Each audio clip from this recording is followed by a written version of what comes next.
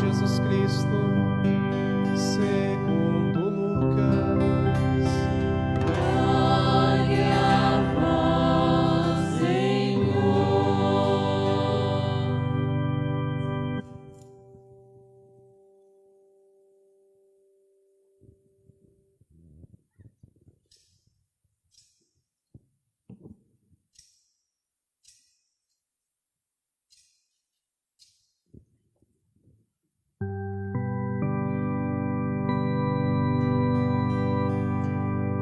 Aconteceu que naqueles dias César Augusto publicou um decreto ordenando o recenseamento de toda a terra.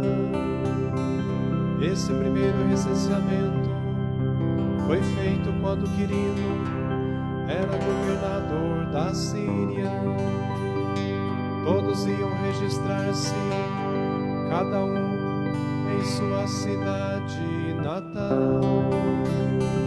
Por ser da família e descendência de Davi, José subiu da cidade de Nazaré, na Galileia, até a cidade de Davi, chamada Belém, na Judeia, para registrar-se com Maria, sua esposa, que estava grávida.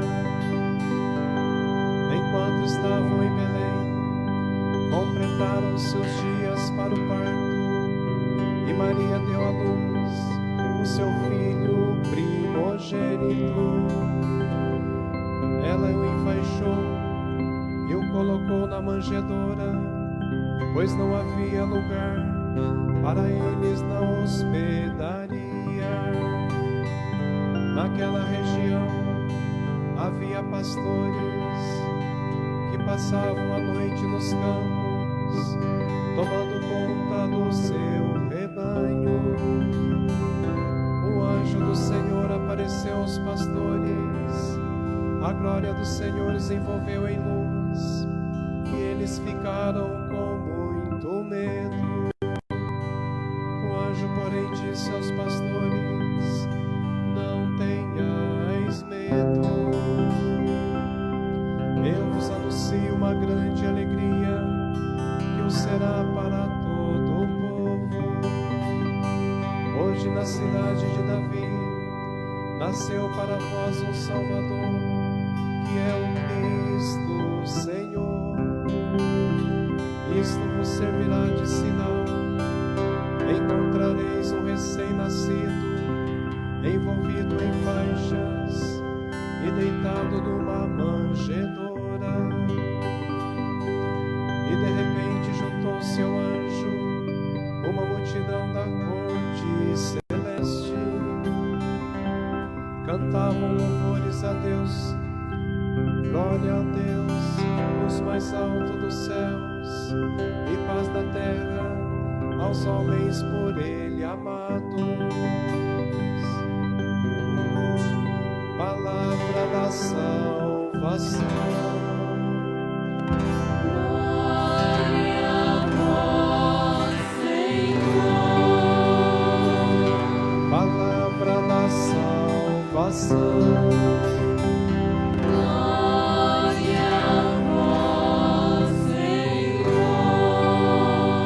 Palavra da salvação. Glória a vós, Senhor.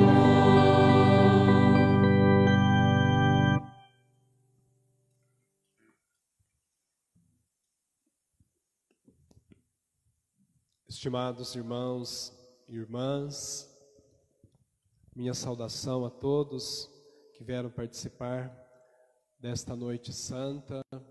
Minha saudação a você que reza conosco, com a sua família, pelo Facebook. Minha saudação a todos aqui da nossa comunidade paroquial, aqui da cidade.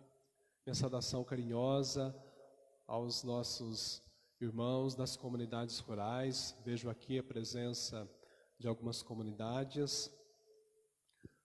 Nós temos uma alegria muito grande de, no final de um ano tão tumultuado, um ano tão difícil, um ano que exigiu de nós muitas renúncias, um ano marcado pelo medo, pela insegurança, de celebrarmos a vitória, o nascimento do menino Deus. Celebrarmos uma promessa muito antiga, uma promessa realizada, memorável, uma promessa que tem a força de tirar de nós, de dentro de nós, a esperança, a vontade de viver, a vontade de lutar, principalmente a esperança de acreditarmos que cada dia nós podemos vencer, porque nós não estamos sozinhos, Deus está conosco. E a liturgia de hoje, a liturgia da palavra, é marcada pela presença da luz. Por que da luz? Porque o povo vivia nas trevas. Quando a gente olha para a realidade do povo da época, nós vamos encontrar também na nossa realidade muitos sinais de trevas. Nós temos a mesma alegria, a mesma esperança de celebrar esta noite como no povo do passado. Porque, repito, a mesma experiência de trevas que eles viviam, ou as mesmas, nós também vivemos hoje de modo diferente, mas também vivemos. A primeira leitura relata o ano mais ou menos 720 antes do nascimento de Jesus, o profeta Isaías. Bastante tempo antes do nascimento de Jesus, o povo vivia num medo, numas trevas tremenda. O que acontecia na época? O povo de Deus, o povo escolhido por Deus, o povo, os filhos de Abraão, eles dividiram entre o reino do norte, o reino de Israel, e o reino do sul, o reino de Judá. O mesmo povo, eles se dividiram.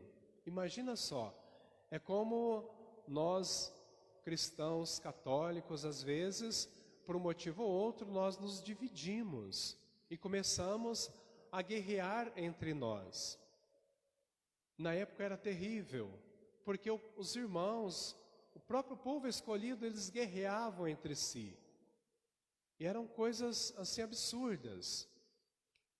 E o reino de Israel, o reino do norte, ele pediu ajuda ao império, o império ateu, o império que não acreditava em Deus, para ajudá-los a destruir os irmãos. E nesse momento, eles prenderam muitas pessoas, viveram naqueles cárceres escuros. Por isso, quando a profecia fala da luz, eles sabiam o que estava entendendo, porque eles estavam vivendo presos em cadeias subterrâneas. O império que foi ajudar o rei Acaz era tão terrível, que arrancava até os olhos das pessoas na luta, no momento de guerra. Portanto, o povo estava destruído, sem esperança, desanimado. Isaías então vai profetizar um momento de luz, um momento novo, um momento que não teria mais medo da morte, mais medo da prisão. Era um momento de paz.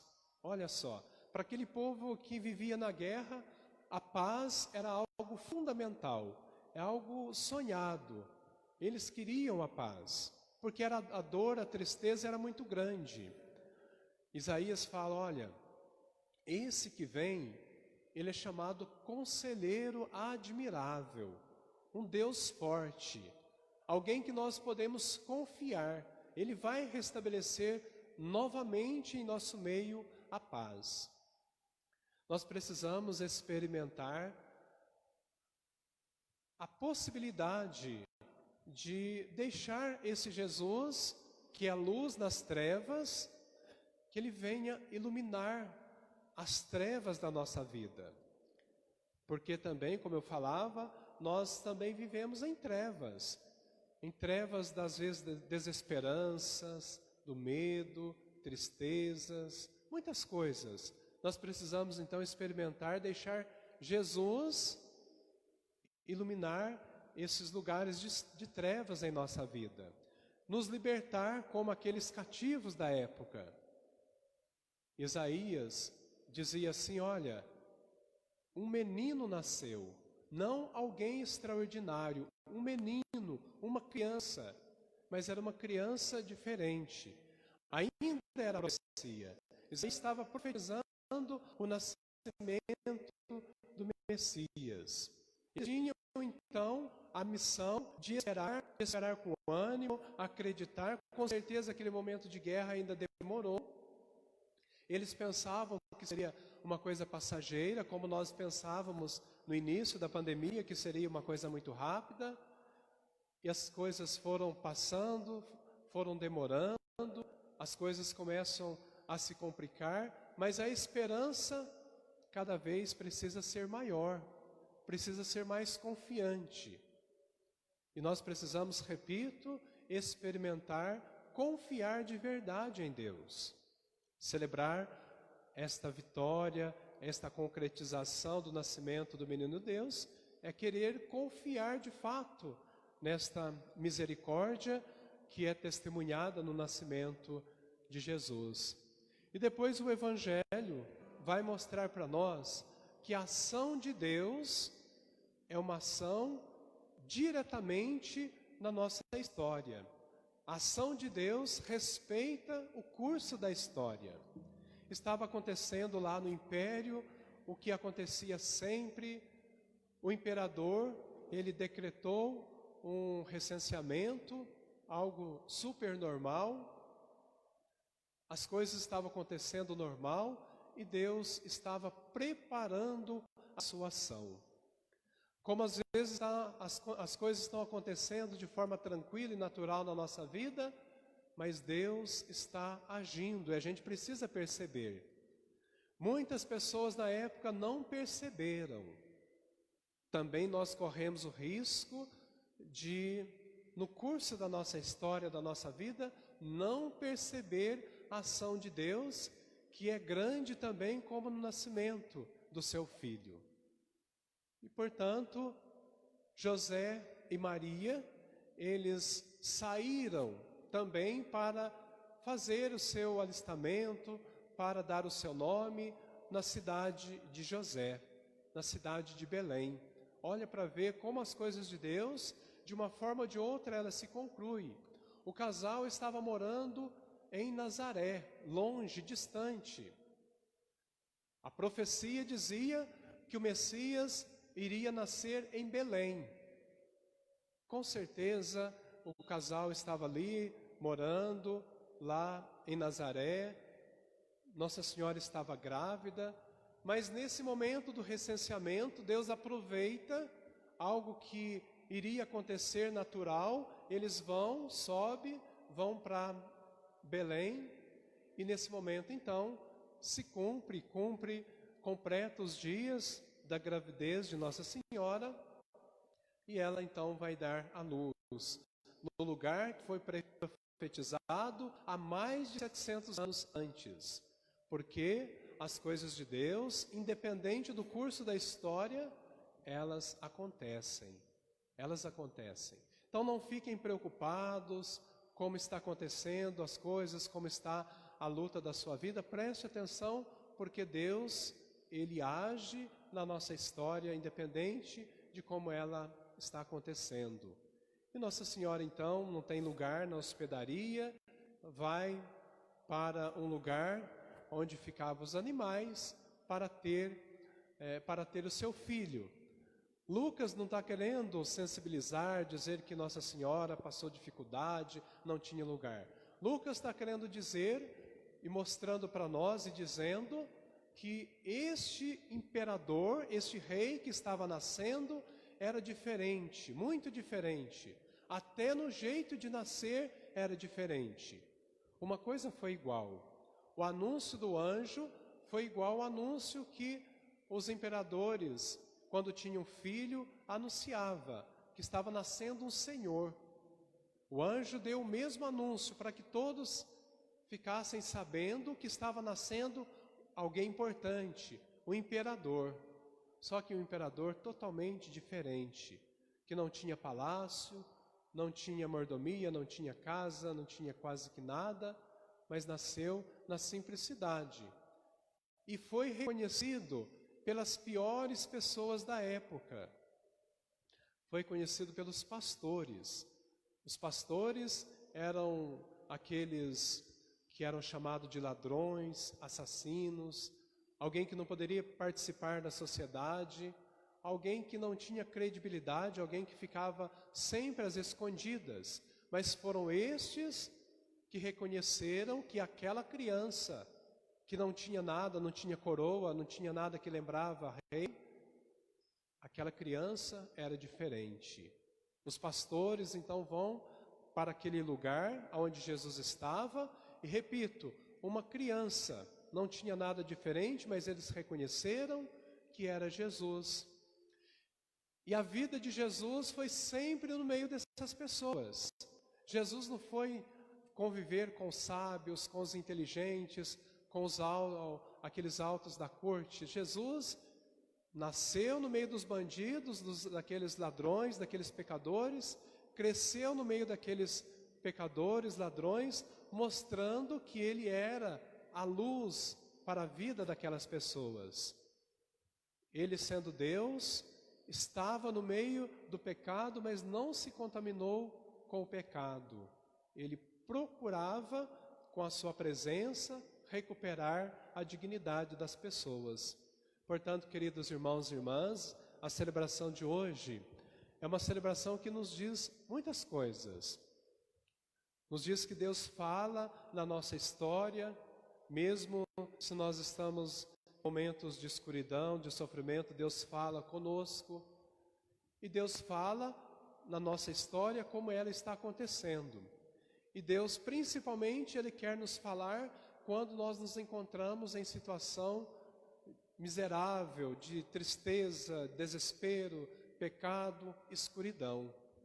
É preciso que a gente olhe para Jesus, que nasce, porque é uma luz grande, que diz a leitura, uma luz grande, uma luz brilhou para aqueles que viviam nas trevas.